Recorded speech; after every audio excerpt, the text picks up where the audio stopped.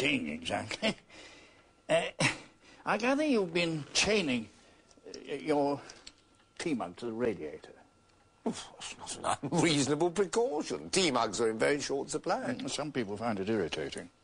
Well, I find it irritating that some people should be irritated. I do think you might be a little more discreet. What, about my tea mug? About this young engineer chap you've got working with you. Tongues are beginning to wag. Am I in for a lesson in morals? In common sense. I mean, I don't give a tuppenny damn whether you choose to go to bed with choir boys or cocker spaniels, but it would be wiser to keep your private life to yourself. Is this an official reprimand? Friendly advice, nothing more. I mean, first things first. What we are doing here, and most especially what you're doing here, has a direct and crucial bearing on the progress of the war. Well, a pretty young engineer comes a rather poor second to that, surely.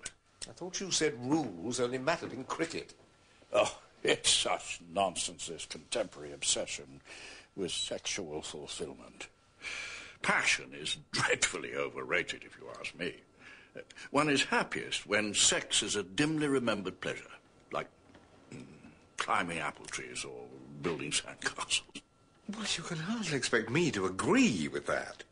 Well, like all of us, I can only speak from personal experience. I've been happily married for over 20 years, and I'm glad to say that passion has never played a significant role in our relationship. Understanding and companionship can be relied upon. Passion is forever fleeting.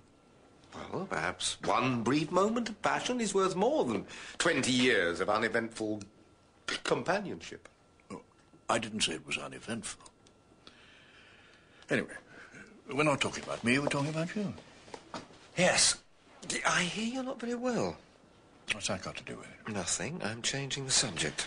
A great many people, administrators and the military alike, regard Bletchley as a hotbed of anarchy and unruliness.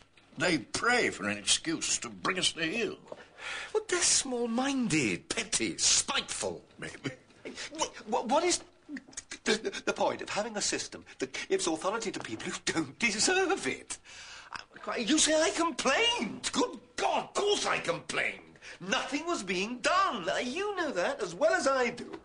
Nobody understood the scale of the problem. I mean, it wasn't just a question of more staff, more money. We needed new ideas, electronics, an industry. Absolutely bugger all was being done about it. I know, and I know you did the wrong thing. I'm only trying to explain why such unorthodox methods are bound to cause a considerable upset. All that matters is the work we do. Differences of attitude, differences of personality should not enter into it. They shouldn't, but they do. Well, then they should be ignored. You can't go through life ignoring the effect you have on other people or the effect other people have on you. Well, you can try. All right. Let me give you an example. A few minutes ago, you inquired after my health. Supposing I'd said that I'm mortally ill and that I've only a year or so to live. Supposing I'd broken down, wept. Supposing I'd opened my heart to you and said that I have no wish to die, that I am frightened and in despair.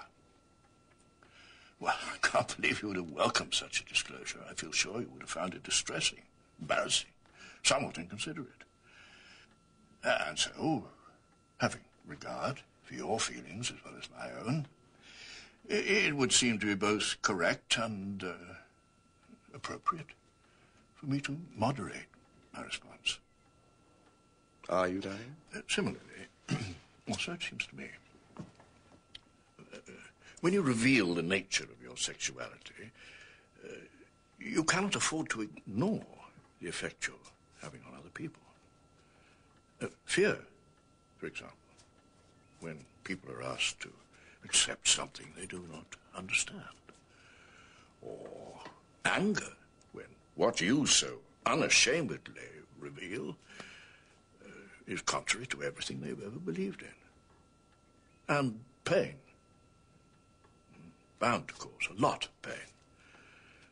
Not yourself necessarily, that's your affair anyway, but to people who are close to you. Anyone who's fond of you. Pain, real pain.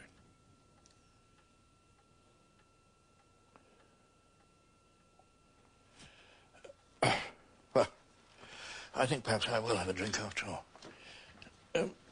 You sure I can't persuade you? No, thank you. Your friend Wittgenstein once wrote something that impressed me deeply. I sat down there with a book in my hand and memorized what he'd written. This is what he said.